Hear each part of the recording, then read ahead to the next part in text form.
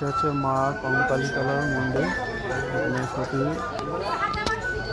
একটি অংশ পড়েছিল, যে স্বরূপে এখানে মন্দিরটা স্থাপিত হয়েছিল। এটা পুকুরের মধ্যে, সেটার মধ্যে দেখানো আছে।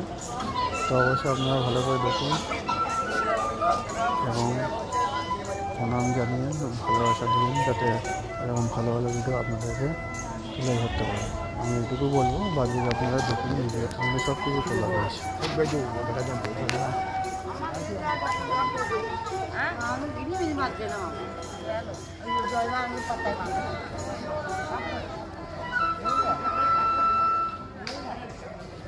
ơi,